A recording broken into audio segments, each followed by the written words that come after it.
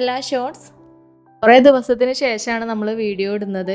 കുറച്ച് തിരക്കുകൾ കാരണം വീഡിയോ ഇടാനായിട്ട് പറ്റിയിട്ടുണ്ടായിരുന്നില്ല. ഇന്നത്തെ വീഡിയോ എന്ന് പറയുന്നത് നമ്മൾ ചെറുപയർ പരിപ്പ് വെച്ചിട്ട് ഒരു പായസം ഉണ്ടാക്കുകയാണ്.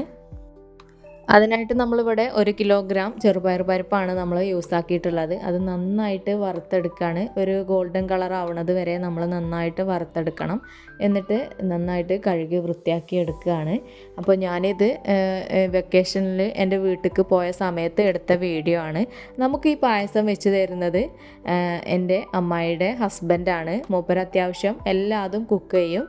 അപ്പോൾ അദ്ദേഹത്തിനെ കൊണ്ട് തന്നെ ഇത് ഉണ്ടാക്കിപ്പിക്കാമെന്ന് വിചാരിച്ചു.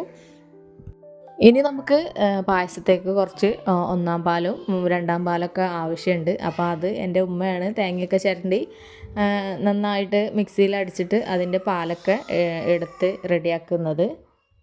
അപ്പോൾ 1 കിലോത്തേക്ക് നമ്മൾ 6 നാളികേരമാണ് എടുത്തിട്ടുള്ളത്. അതിൻ്റെ പുറത്ത് 1 പാക്ക് പാലും എടുത്തിട്ടുണ്ട്.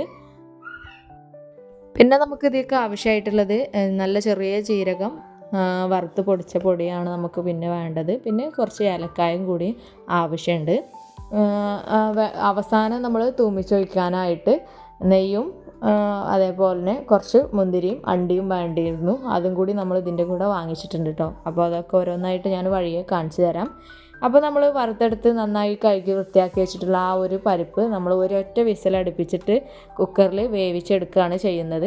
എന്നിട്ട് നമ്മുടെ ആ ഒരു ചെമ്പട്ടിയിലേക്ക് ഈ വേവിച്ചെടുത്തിട്ടുള്ള ഈ ചെറുപയർ പരിപ്പ് ഇട്ട് കൊടുക്കുകയാണ്.